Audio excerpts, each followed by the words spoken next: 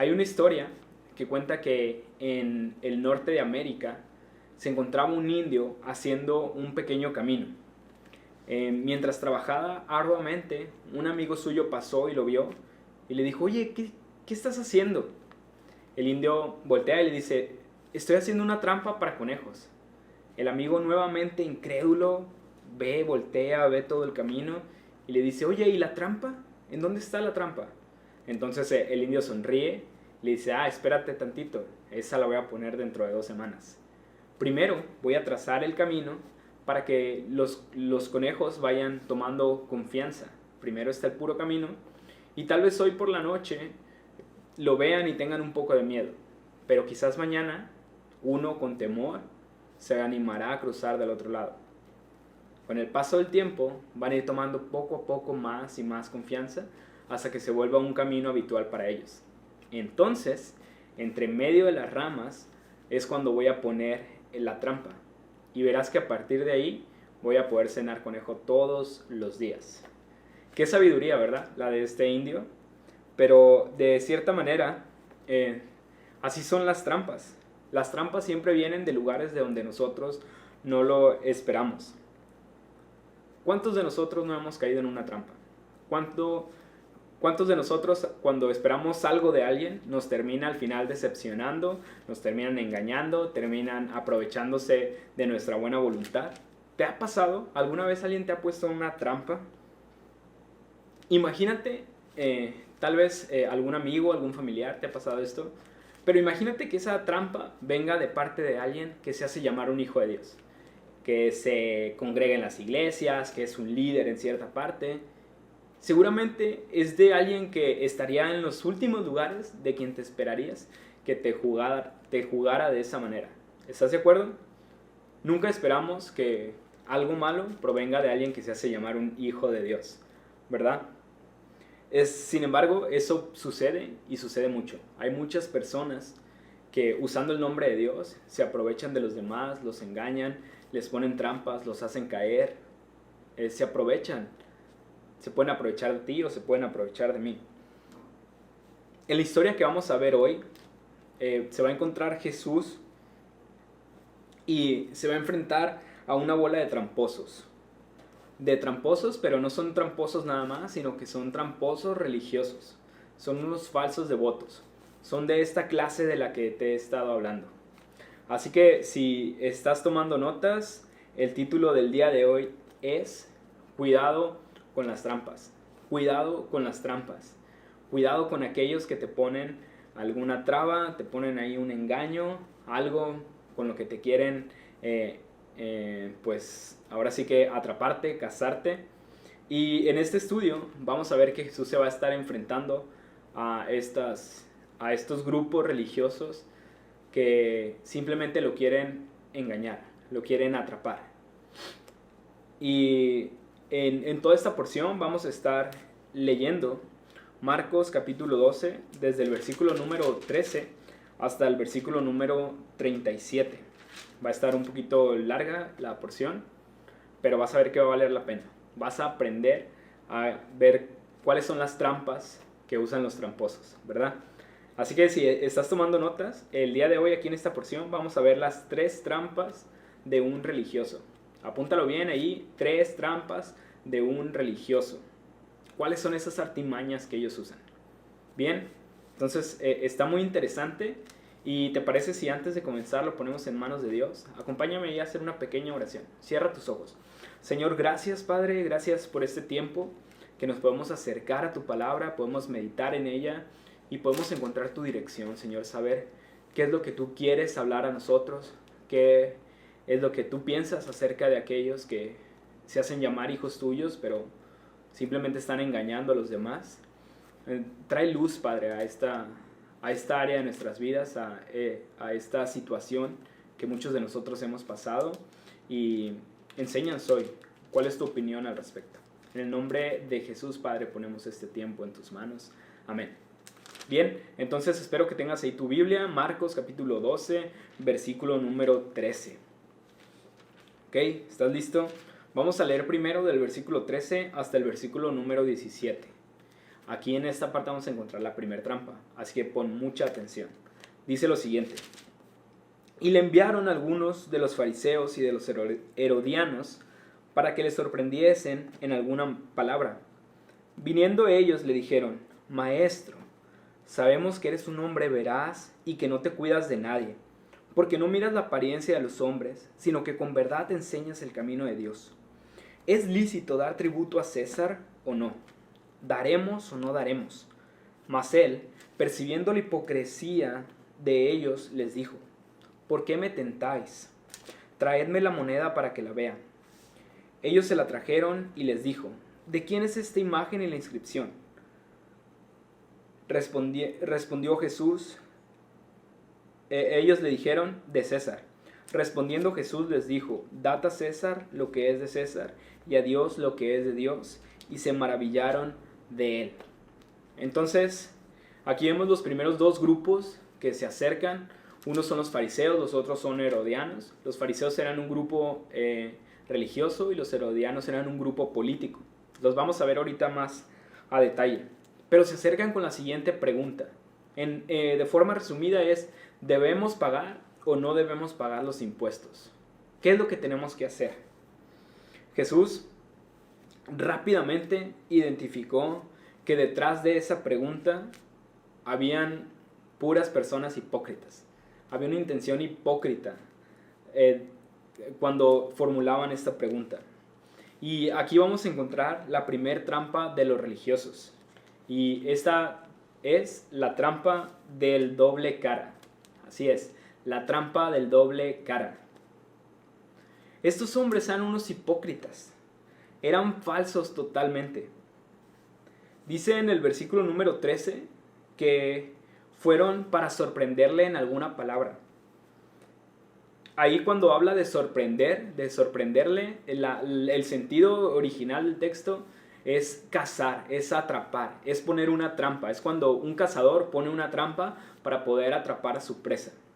Eso es lo que ellos estaban haciendo. Le están poniendo una trampa a Jesús para poder cazarlo. ¿Puedes ver cómo las intenciones de esos hombres no eran nada buenas? No querían algo bueno con esa pregunta, sino que querían atrapar a Jesús. Y, iban a atraparlo, pero mira cómo llegaron. Fíjate qué fue lo que les dijeron ahí en el versículo número 14. Fíjate sus palabras.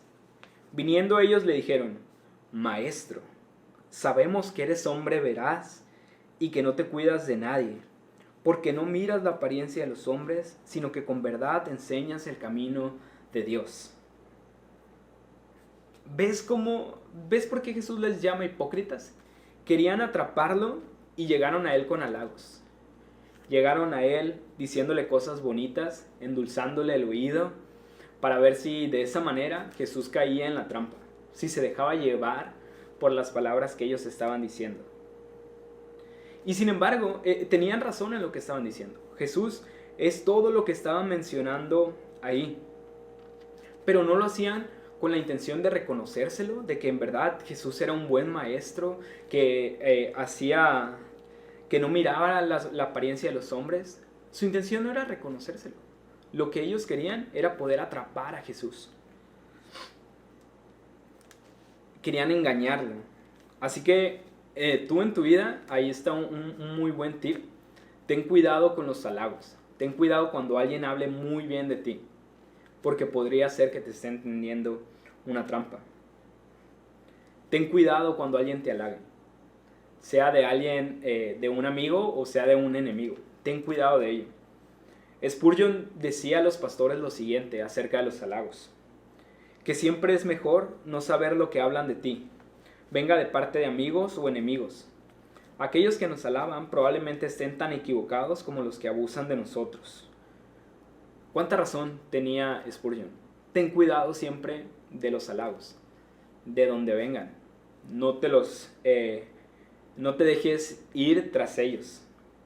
Hay un dicho por ahí que dice: no te confíes tanto de los halagos. Recuerda que el hombre acaricia el caballo solo para poder montarlo. Los halagos de esos hombres eran pura hipocresía.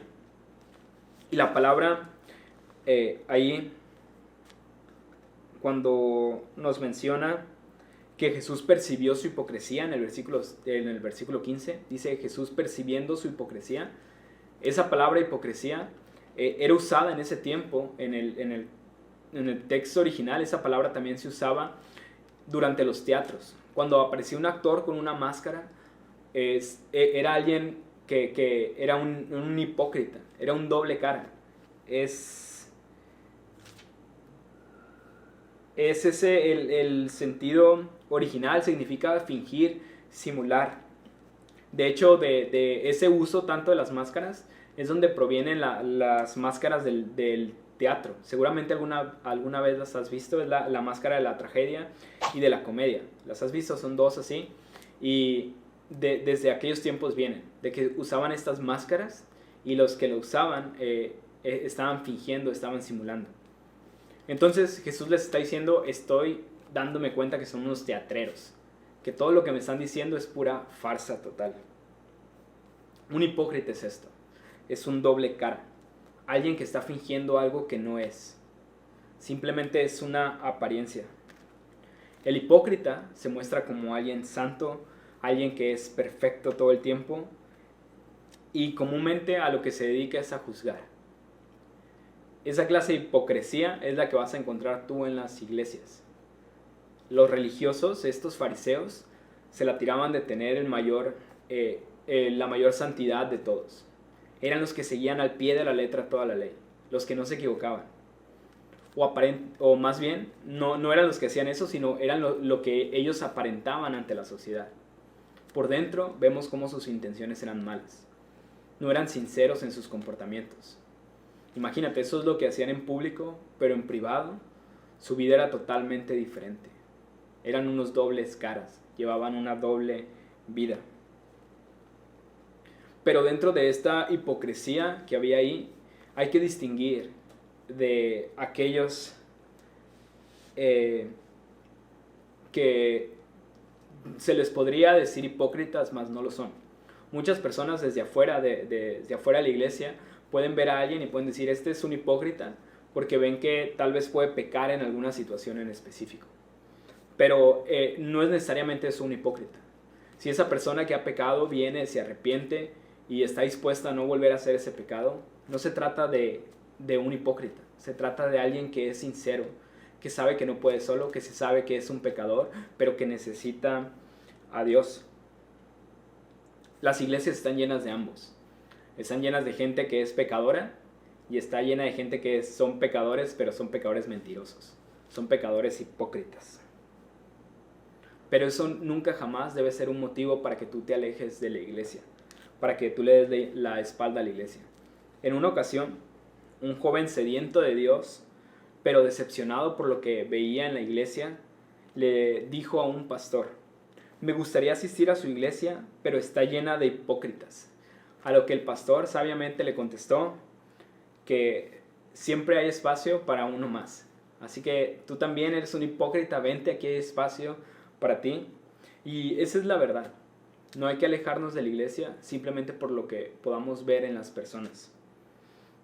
La iglesia es un lugar para pecadores, es un lugar para aquellas personas que están necesitadas. Así que no te dejes guiar simplemente por eso. Tienes que saber que van a existir esas personas, pero muchas de ellas Dios está trabajando en sus vidas y las va a sacar de esa situación. Estos hombres ya estaban totalmente corrompidos, ya la palabra de Dios no les hacía por ningún lado y ya estaban decididos a hacer este plan contra Jesús. Pero ¿cuál era la trampa? ¿Cuál era la trampa detrás de la pregunta que estaban haciendo? ¿Cuál era la trampa detrás de su cuestionamiento? Fíjate la pregunta.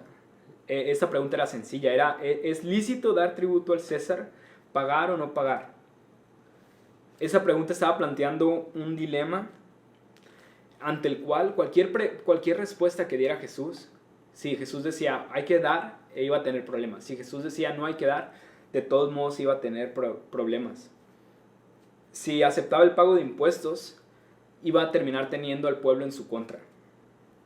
Ya que los judíos, aunque muchos de ellos pagaban los impuestos, generalmente estaban en contra del pago de impuestos. Pues al pagar los impuestos, Ellos sentían que estaban admitiendo la soberanía de Roma sobre el mismo pueblo. Por otro lado, si Jesús se negaba al pago de los impuestos, se estaría declarando enemigo de Roma y podría ser tratado como un revolucionario. Entonces, cualquier respuesta que diera Jesús quedaría mal ante algún grupo. Y aquí tenemos estos dos grupos, a los fariseos y herodianos. Cada uno representando, los fariseos representando al pueblo y los herodianos representando de cierta manera a Roma. Los fariseos eran estos hombres celosos por la palabra de Dios, y los herodianos era un partido político que estaba a favor de Herodes. Herodes era quien estaba a cargo, era de parte del gobierno romano, y entonces los herodianos estaban a favor de Herodes y por tanto a favor también de Roma. ¿Puedes sentir la tensión que había en esta escena? Imagínate a los fariseos y herodianos, ahora sí que estaban ahí frotándose las manos, esperando a ver qué era lo que iba a hacer Jesús. Eran enemigos a muerte. Fariseos y herodianos eran enemigos a muerte, sin embargo esta vez se juntaron para poder ir con un enemigo en común, que era Jesús. Entonces lo tenían contra la espada y la pared, o aparentemente eso es lo que ellos creían, porque ciertamente es imposible que puedas poner a Jesús contra la espada y la pared. A Jesús nunca lo vas a meter en un dilema. Nunca va a haber algo que digas, que pongas a Jesús en una situación de que o escoge esto o escoge lo otro y con alguien queda mal. Jesús no puede caer en eso.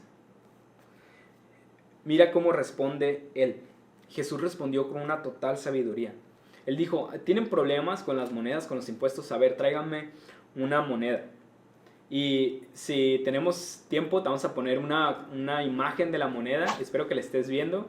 Las monedas en este tiempo tenían la imagen de César impresa y tenían dos inscripciones, una por cada lado. Por un lado decía Tiberio César Augusto, hijo del divino Augusto, y por el otro lado decía sumo sacerdote. Tiberio era el emperador de ese momento.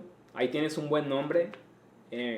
Futura mamá, si vas a tener un hijo, ahí tienes, le puedes poner Tiberio, es un buen nombre de un emperador romano. Pero ahora que conoces la moneda, entiendes por qué Jesús dijo de quién es esta imagen y la inscripción. La imagen tenía grabada, la moneda tenía grabada la imagen de César. Al usar una moneda con la imagen de César, cualquiera que lo usara estaba admitiendo la autoridad civil que César tenía sobre ellos. Por tanto, estaban obligados a pagar los impuestos. Y la palabra que vemos aquí de dad al César lo que es de César, implica no solamente el hecho de dar, sino que también se puede traducir como pagar o como devolver. Es decir, le estaban devolviendo a César lo que César primero había puesto en sus manos. Así que cuando nosotros pagamos impuestos, tú no le estás regalando dinero al gobierno. Más bien, lo que haces es pagar por los servicios que el gobierno te está prestando. Por la policía, por los servicios de salud público, por la administración pública, por el servicio de recolección de basura. Cuando tú pagas impuestos, estás pagando por todos esos servicios que el Estado te está prestando. Y sabemos que muchos impuestos pueden ser mal utilizados, que se los pueden estar robando, pero al final del día, ¿sabes qué? Dios te manda que tú pagues tus impuestos. Él ajustará cuentas con aquellos que están abusando de esto, con aquellos que abusan de estar a cargo de este sistema de los impuestos. Ellos tendrán que dar la cara ante Dios. Así que al César lo que es del César y a Dios lo que es de Dios. Muchos comentaristas dicen lo siguiente y tienen toda la razón. La moneda tenía impresa la imagen de César. Por lo tanto, había que darle al César lo que es del César. Pero ¿sabes qué? Nosotros, dice la palabra de Dios, que tú y yo tenemos impresa la imagen de Dios. Somos portadores de su imagen. Fuimos hechos a su imagen y semejanza. Por lo tanto, nosotros, como portadores de esa imagen de Dios, debemos darle a Dios lo que es de Dios. Con mayor razón, porque portamos su imagen. La respuesta aquí de Jesús nos está diciendo que César no tiene toda la autoridad. Cuando dice dad al César lo que es del César y dad a Dios lo que es de Dios, está diciendo no toda la autoridad es de César, sino que Dios también es el que tiene la autoridad. Y hay cosas que se deben dar exclusivamente a Dios, que no se las puedes dar a César, no se las puedes dar al gobierno. Y cuando el gobierno te pide algo que es solo de Dios, a quien debes obedecer es primeramente a Dios. Siempre es primeramente a Dios. Nunca puedes ir a favor de uno y en contra del otro.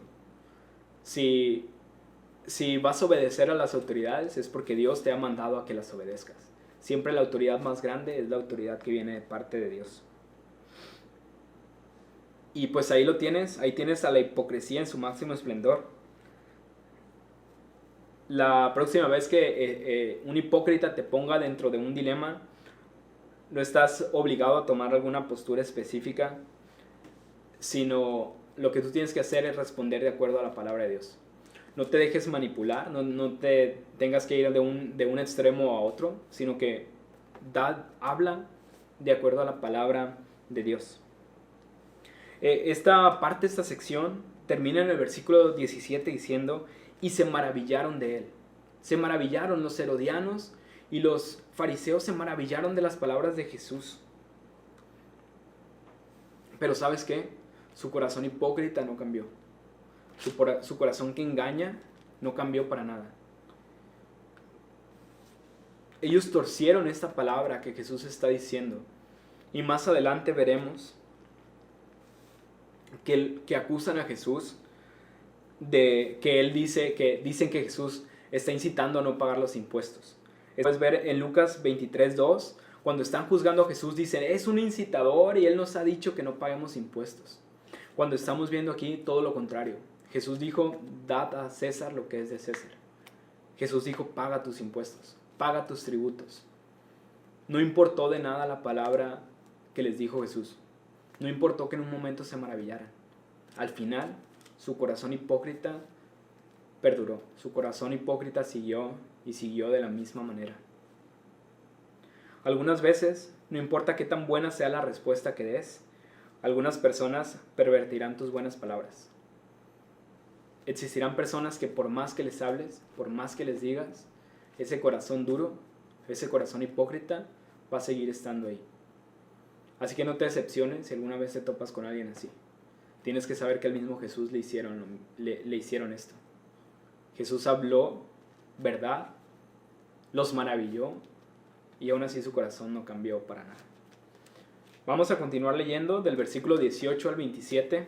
Vamos a ir un poquito más rápido. Y aquí vamos a encontrar la segunda pregunta trampa que le hacen a Jesús. Leamos.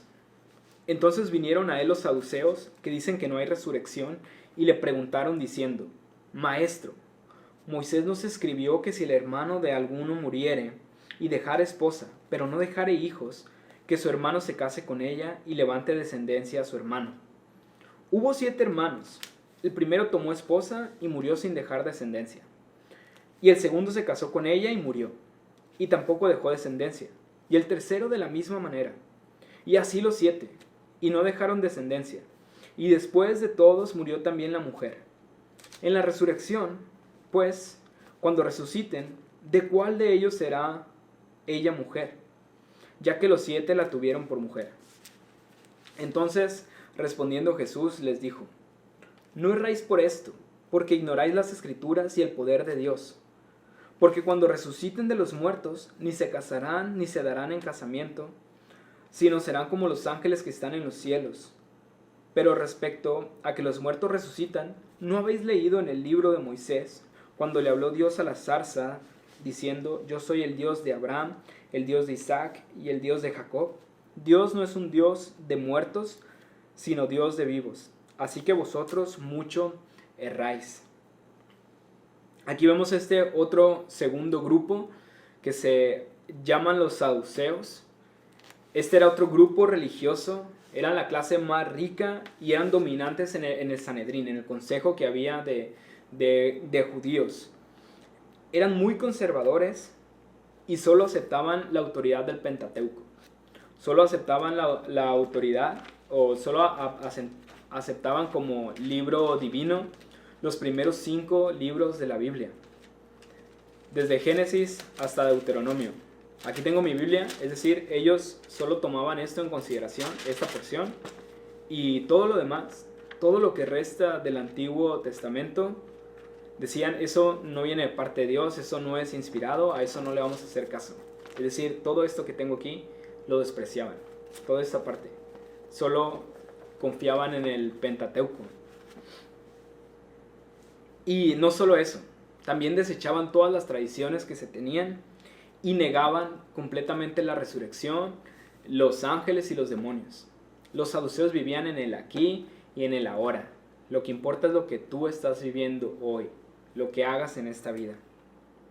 Entonces, cuando entiendes esto, esta perspectiva que tenían los saduceos, puedes ver que había una trampa en su pregunta. En realidad no estaban preocupados de quién sería esposa de esta mujer. No les interesaban esos 7 hermanos, sino que la intención detrás era tratar de exponer a Jesús, hacerlo caer en una trampa en que era incompatible la vida que llevamos en esta tierra con lo que se llamaba que sería la resurrección. Es decir, no podemos vivir aquí y a la vez o posteriormente pasar a una resurrección. Es incompatible, decían, no se podría dar de acuerdo a lo que dice aquí. Se creían los dueños del conocimiento con esa sabiduría, ese conocimiento que alardeaban de poseer. Estaban intentando hacer caer a Jesús.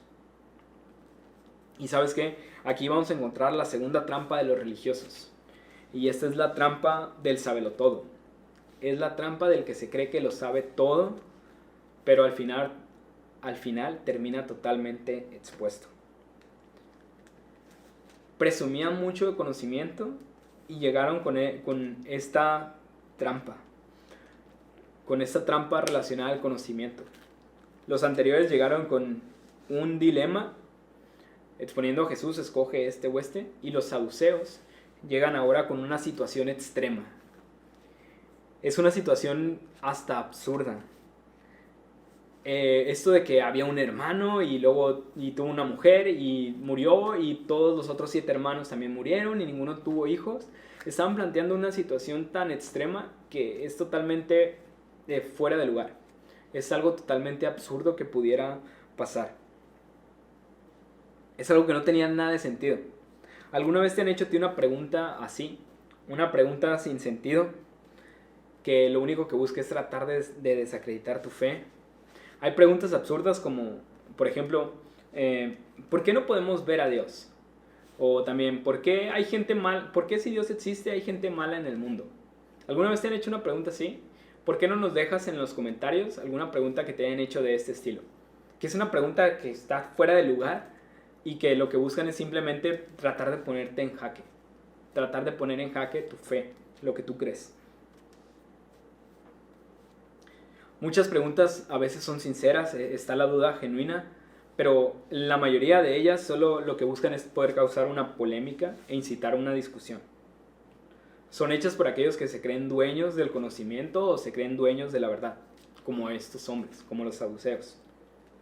Entonces, ¿cómo responder a eso? ¿Cómo podemos responder ante estas cuestiones que se basan en que sabes mucho, en que tienes todo el conocimiento y buscas desacreditar al otro? Mira lo que hizo Jesús. La pregunta que estos hombres hacían venía de una ley que se encuentra en Deuteronomio 25 del 7 al 10. Eso lo puedes leer más tarde cuando termine la transmisión. Apúntalo ahí, Deuteronomio 25 del 7 al 10. Ahí viene esta ley del hombre y la mujer.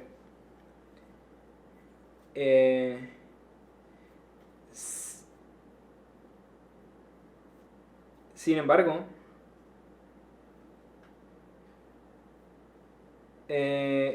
mientras estos hombres hablaban de esta ley, la respuesta de Jesús, como Jesús responde, ellos preguntaron basándose en uno de esos libros que ellos creían nada más, en Deuteronomio, parte del Pentateuco. Jesús contestó también de parte del Pentateuco. Vas a ver que su respuesta también viene de ahí. Sin embargo, antes de contestarles, les dio una lección. Te voy a leer la respuesta de Jesús, lo que se menciona en el versículo 24, pero en otra versión, en la NTV. Dice, versículo 24, en la versión NTV, Jesús contestó: el error de ustedes es que no conocen las Escrituras y no conocen el poder de Dios. En pocas palabras, Jesús les dijo: ustedes que creen que saben mucho, no saben nada. No han entendido nada de las Escrituras. Casi se está mofando de ellos y les está diciendo: ustedes que nada más creen en 5 libros, que hablan tanto de que los conocen, que los dominan, que son los dueños del conocimiento, no saben nada, no han entendido nada. Y después de decirles eso, ahora sí procede y les da una explicación de que la vida después de la resurrección será diferente a esta vida. No es que sean incompatibles, sino que la vida en la resurrección va a ser algo totalmente diferente a lo que estamos acostumbrados.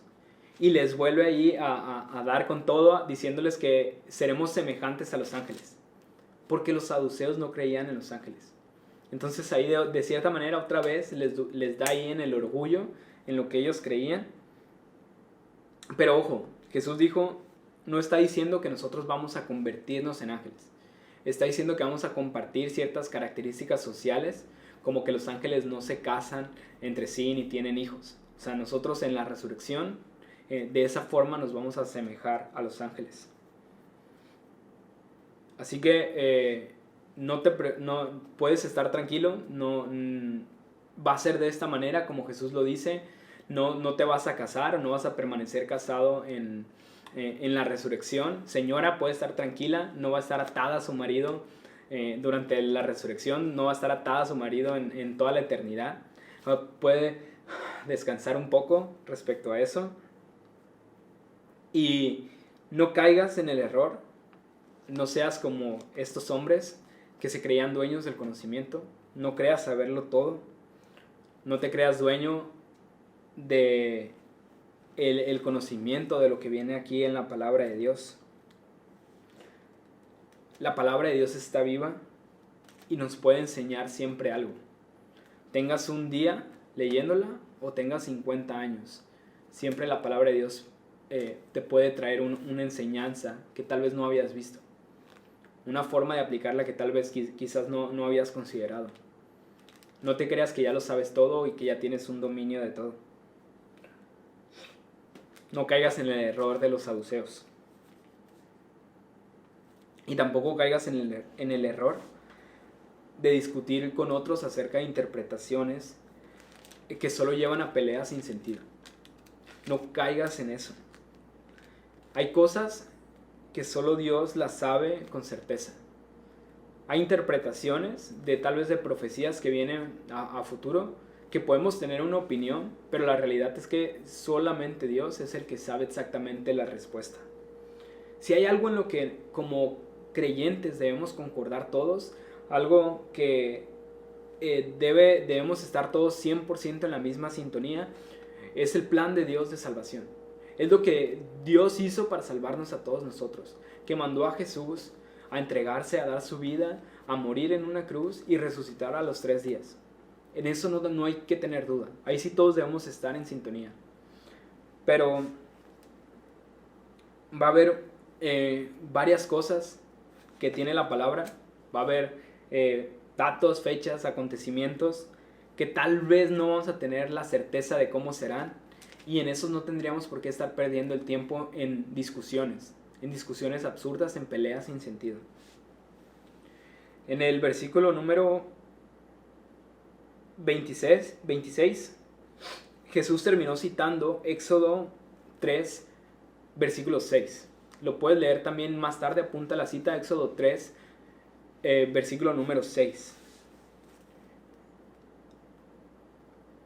Como dice el versículo 26 de esto que estamos leyendo, pero respecto a que los muertos resucitan, ¿no habéis leído en el libro de Moisés cuando le habló Dios a la zarza diciendo: yo soy el Dios de Abraham, el Dios de Isaac y el Dios de Jacob? ¿Sabes? Dios dominaba el idioma. Dios sabía hablar en tiempo pasado y sabía hablar en tiempo presente. Cuando Dios habla a Moisés, pues perdón, cuando Dios habla a Moisés en la zarza y dice yo soy el Dios de Abraham, el Dios de Isaac y el Dios de Jacob, sabía perfectamente lo que estaba diciendo.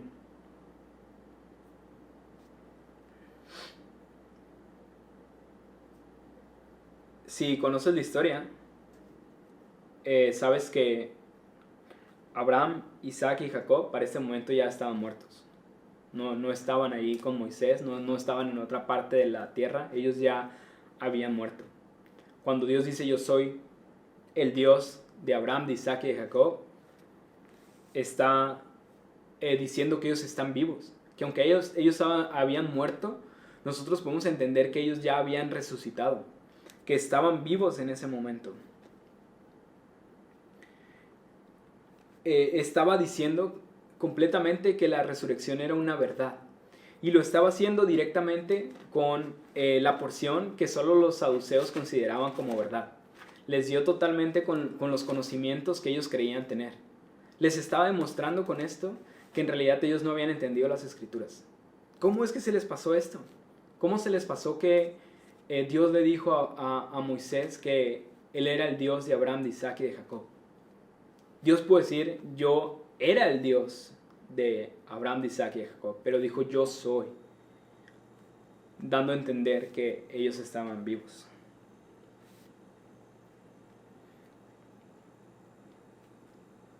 Entonces, ten cuidado, no seas como los saduceos, no caigas en esta trampa de creerte el dueño de todo el conocimiento.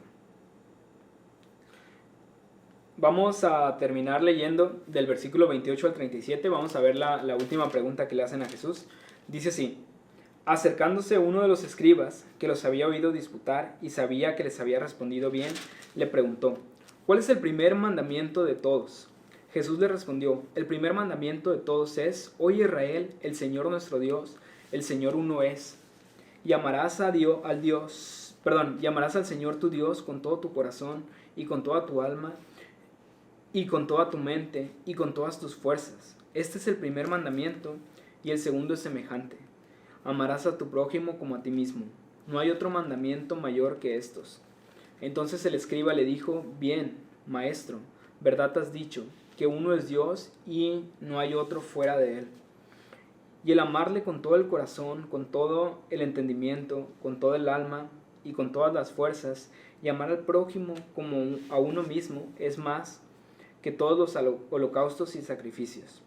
Jesús entonces, viendo que había respondido sabiamente, le dijo: no estás lejos del reino de Dios. Y ya ninguno osaba preguntarle. Enseñando Jesús en el templo, decía: ¿cómo dicen los escribas que el Cristo es hijo de David? Porque el mismo David dijo por el Espíritu Santo: dijo el Señor a mi Señor: siéntate a mi diestra hasta que ponga tus enemigos por estrado a tus pies. David mismo le llama Señor. ¿Cómo pues es su hijo? Y gran multitud del pueblo le oía de buena gana. Entonces, vemos aquí cómo termina la historia. Vemos el último grupo que se acerca a hacer una pregunta. Esos son los escribas. Y un escriba tenía la función principalmente de estudiar la palabra y de transcribirla. Gracias a ellos es que tenemos la palabra de Dios, porque en ese tiempo no existían las imprentas, y ellos eran los encargados, tenían el gran peso sobre sus espaldas de transcribir y de perpetuar la palabra de Dios. Era un gran trabajo, no hay que demeritarlos por ello. Y este escriba se acerca y le hace esta pregunta diciéndole cuál es el primer mandamiento. Y cuando habla de primer, no se refiere al primero que se haya dicho, sino se refiere al primero de más importancia. ¿Cuál es el mandamiento más importante? ¿Cuál es el mandamiento más relevante de todos los mandamientos? ¿Sabes? Los fariseos y los escribas, en toda la palabra de Dios, habían encontrado un total de 613 mandamientos en total. Imagínate, 613 mandamientos. Y la pregunta era: ¿cuál de esos 613 le voy a hacer caso? ¿A cuál de todos 613 es al que más debería de enfocarme? Aquí la trampa era a ver si Jesús se terminaba decantando por alguno de ellos.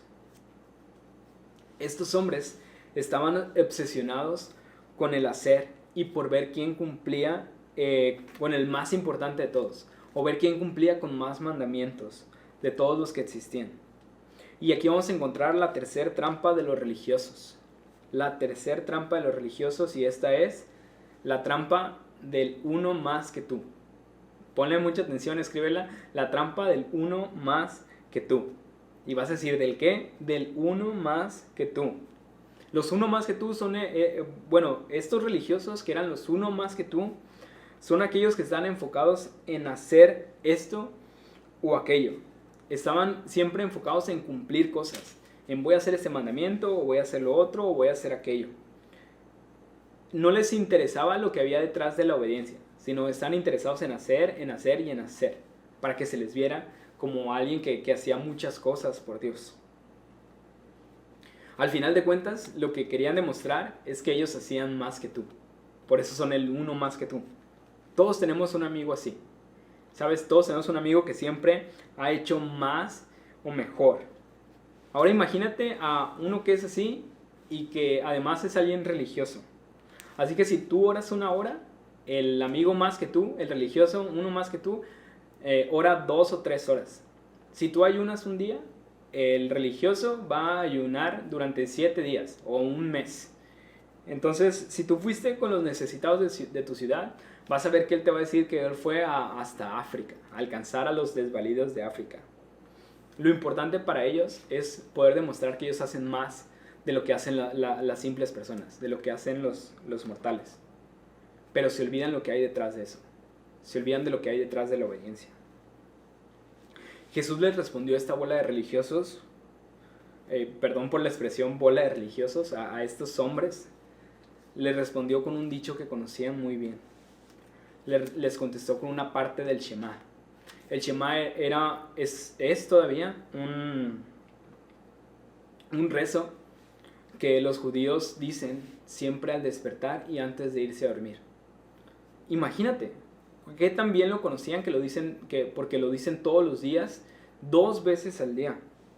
Este rezo se encuentra en Deuteronomio 6:4. Bueno, ahí comienza, y estas palabras las repiten ellos constantemente.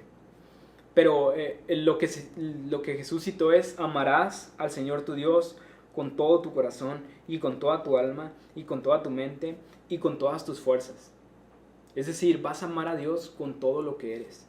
Vas a amar a Dios integralmente, con todo tu ser. Con todo lo que es Jesús Ayón, con todo eso va a amar a Dios, sin dejar un espacio para otra cosa. Todo lo que yo soy tiene que amar a Dios. Y luego añadió una cita de Levítico 19:18, que es amar al prójimo como a uno mismo. Jesús está respondiendo con una tremenda sabiduría. Se enfocaban tanto en hacer esto o en hacer aquello que se olvidaron del verdadero motivo que había detrás. Siendo que eso lo repetían ellos todos los días. Ahí podemos ver en evidencia que en realidad hacían las cosas simplemente por hacerlas. Imagínate, si ellos repetían este rezo 2 veces al día, deberían estar conscientes de lo que están diciendo, de que aman a Dios con todo su corazón. Pero ellos estaban más enfocados en hacer y en hacer. Sin embargo, no se trata de eso. Se trata de amar a Dios y por consecuencia vamos a amar a las personas. El resto, los otros 611 mandamientos, vienen de ahí.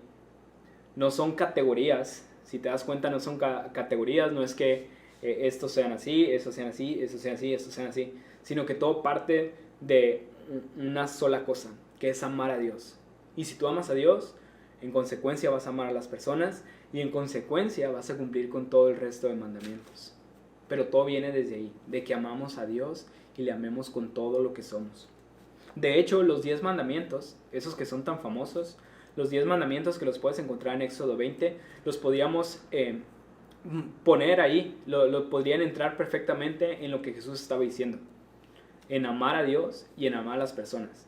Los primeros 4 mandamientos de Éxodo 20 están directamente encaminados a eso, en amar a Dios. Y los otros 6 están encaminados directamente a amar a las personas. Entonces ahí está la razón de ser obedientes a Dios, porque le amamos. Ahí está la razón de por qué vamos a ser buenos y vamos a ayudar al prójimo. Porque amamos a Dios, en consecuencia amamos al prójimo y en consecuencia vamos a ayudar a los demás.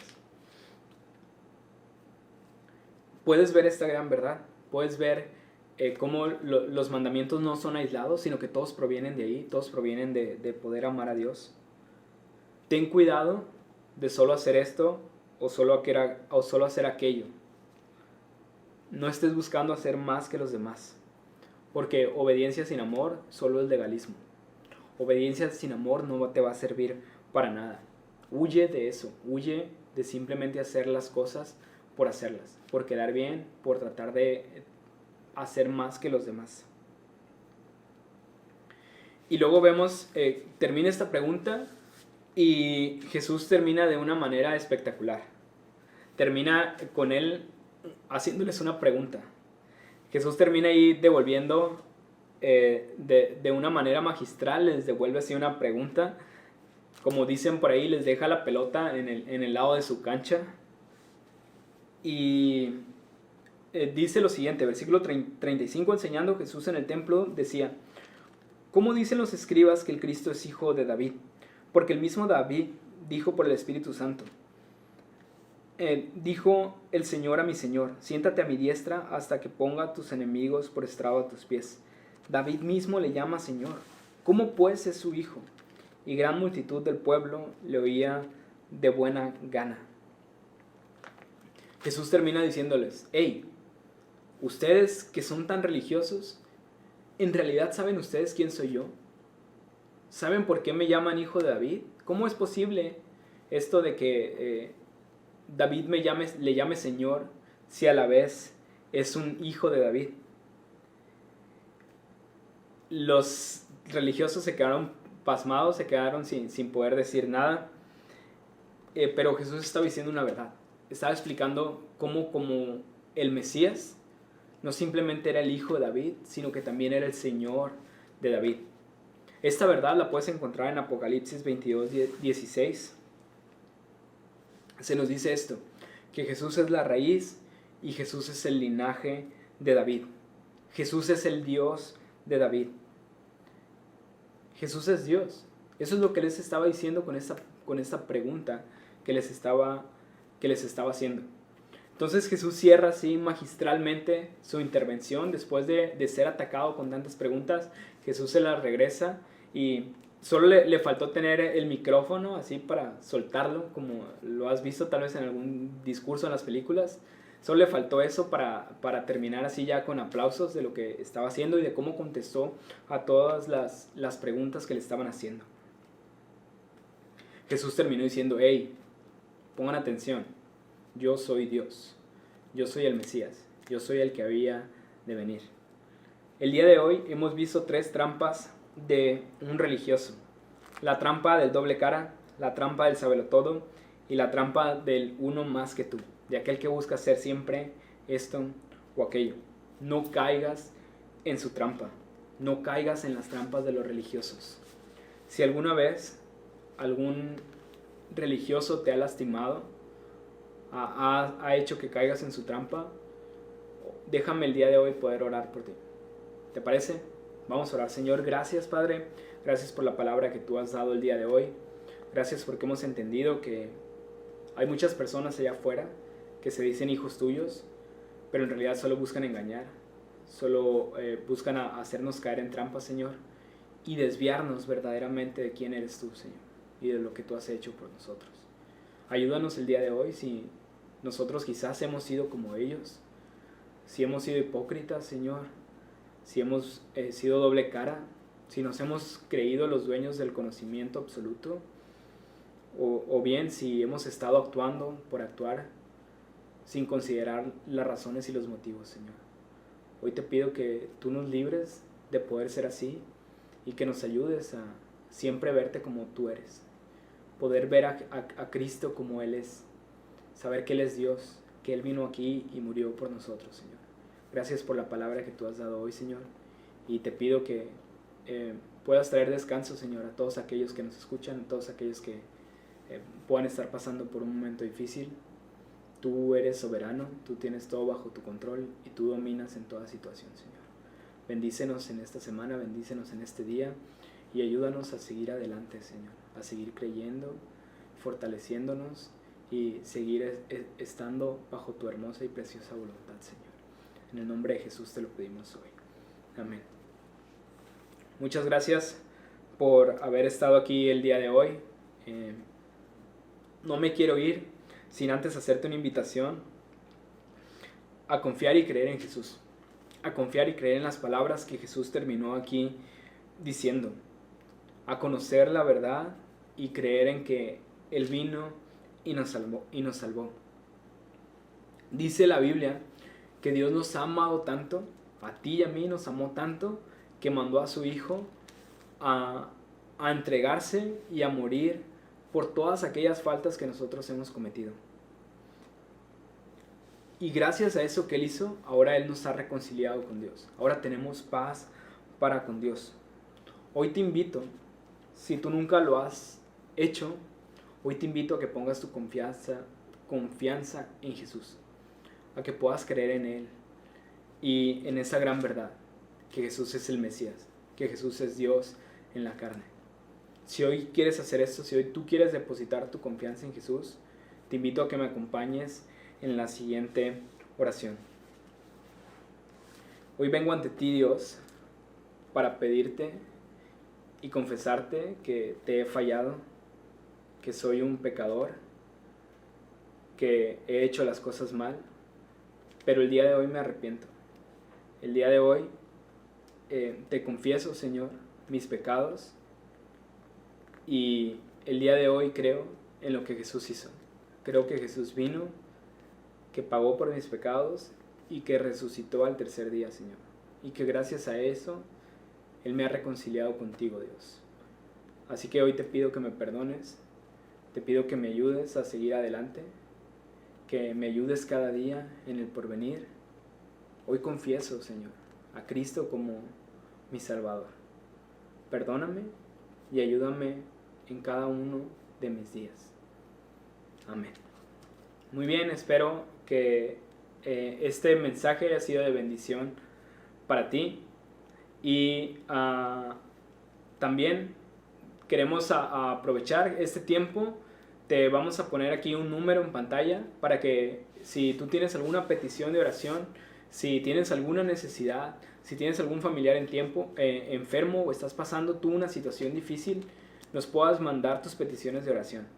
Vamos a estar orando por ti y vamos a estar intercediendo al Señor para que Él conteste esas peticiones y esas oraciones. Así que Dios te bendiga, nos vemos el próximo domingo y hasta luego. Bye.